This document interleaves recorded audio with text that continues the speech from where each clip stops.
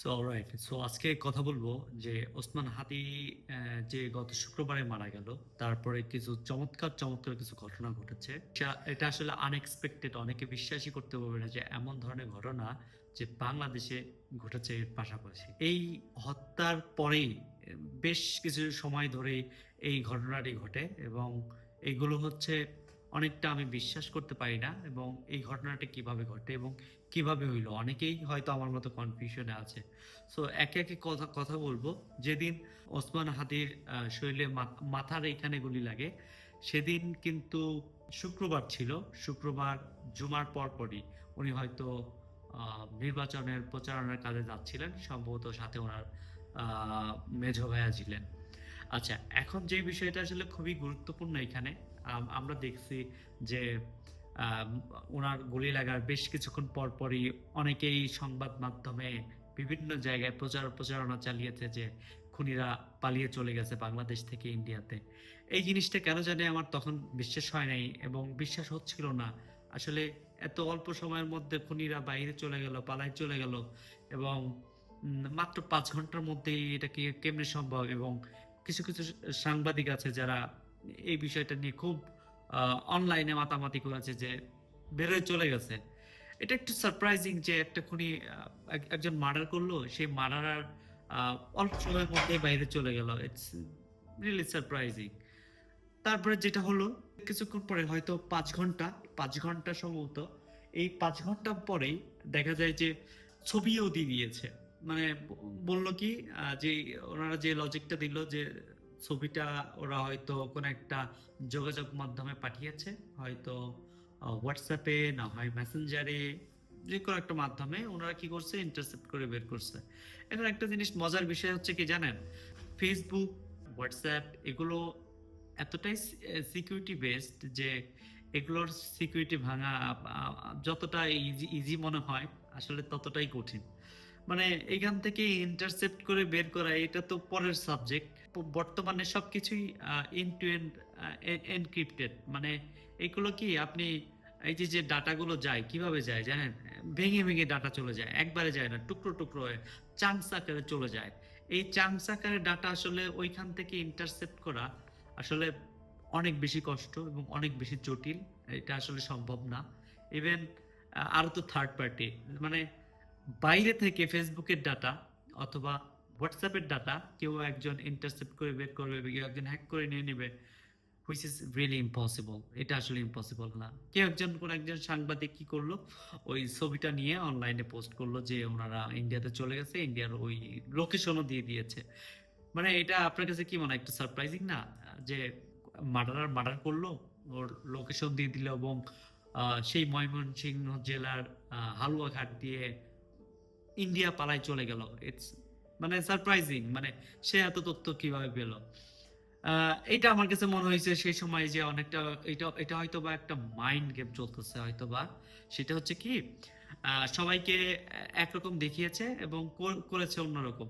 এখন বাংলাদেশের law enforcement এর কাছে এমন আধুনিক প্রযুক্তি আছে যেটা দিয়ে আসলে যেকোনো যে কাউকে অ্যা মানে ২৪ ঘন্টার মধ্যে খুঁজে বের করা সম্ভব। এমন প্রযুক্তি আছে। এখন এখানে একটা মানে একটা একটা এটা একটা ধোঁকার মতো হয়ে গেছে আমার মনে হয়েছে। আমার পার্সোনালি যেটা মনে হয়েছে যে সবাইকে বলা হয়েছে যে ও আসলে খুন করে ও কি করছে ইন্ডিয়াতে পালায় চলে গেছে। এটা একটু আমার কাছে মনে হইছে এটা একটু ড্রামাটিক। কেন? সবার চোখে আরকি ধুলা দেওয়া হইছে। এখানে একটা জিনিস বলে রাখি, এত বড় একটা মার্ডার যে ওসমান হাদির মতো একটা মানুষকে ঢাকার বুকে হত্যা করে বাংলাদেশ থেকে বেরিয়ে অন্য রাষ্ট্রে চলে যাওয়া, এটা যতটা মনে হয় না ইজি তার থেকে অনেক বেশি কঠিন। কারণ কেননা মার্ডারের ঠিক পরপরই কিন্তু আমাদের বাংলাদেশ পুরো এলার্ট হয়ে গেছে। যত পুলিশ, সেনাবাহিনী, বিজিবি যেখানে যারা আছে সবাই কিন্তু ১ ঘন্টার মধ্যে এলার্ট হয়ে গেছে। হ্যাঁ?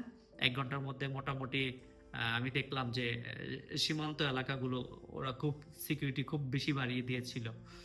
এবং এই সময়ে কোনো সাংবাদিক বলল যে আসলে না কাহিনী হইছে, পালায় চলে গেছে।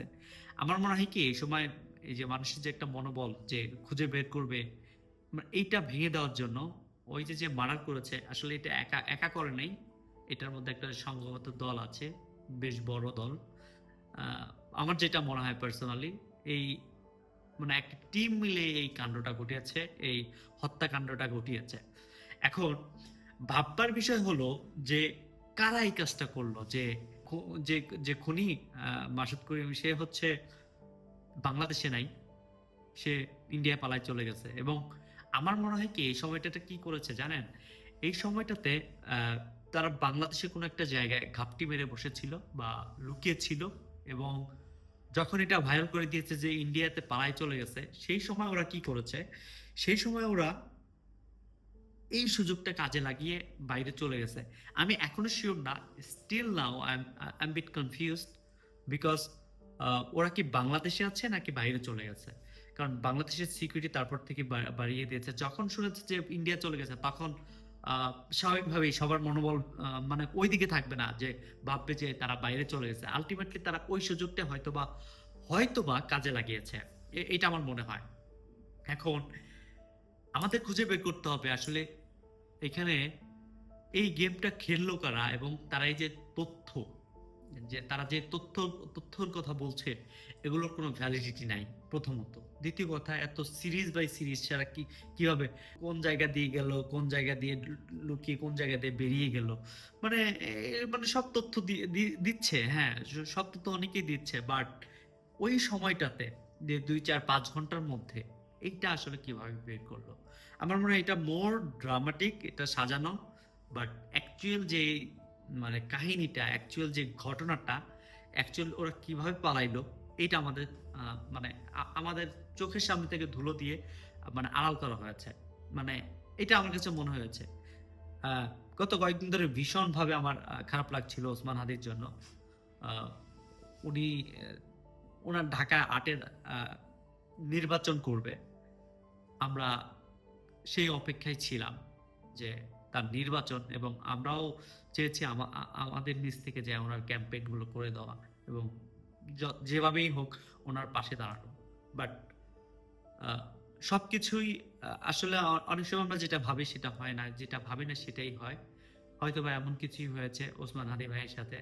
সো আ আমার যতটুকু আমার এন্ড থেকে যতটুকু মনে হয়েছে আপনাদের সাথে শেয়ার করলাম। অ্যান্ড আপনাদের কি মনে হয় আসলে কাহিনী আসলে কি হতে পারে? এবং আপনাদের আমি ভুলও হতে পারি। বাট আমি আমার এন্ড থেকে যতটুকু আমার মনে হয়েছে আমি আপনাদের সাথে শেয়ার করলাম এবং আপনাদের কি মনে হয় আপনারা কমেন্টে জানান। আর আমরা ওসমান হাদি ভাইয়ের জন্য সবাই দোয়া করব এবং আল্লাহ তাআলা তাকে জান্নাতবাসী করুক সেই দোয়াই করি এবং তার পাশাপাশি ওনার ওয়াইফ, বাচ্চা এবং ফ্যামিলি যারা আছে সবাইকে আল্লাহ ধৈর্য ধারণ করার তৌফিক দান করুক। আমরা সবাই তাদের জন্য দোয়া করি। আ আপনাদের আপনারাও দোয়া করেন এবং আপনাদের আসলে কি মনে হয় এখানে কি কোনো ড্রামাটিক কোনো কাহিনী আছে? না অন্য কোনো কাহিনী করে কিছু একটা ঢাকার চেষ্টা চলছে? আপনি একটু জানাবেন। Thank you. আসসালামু আলাইকুম।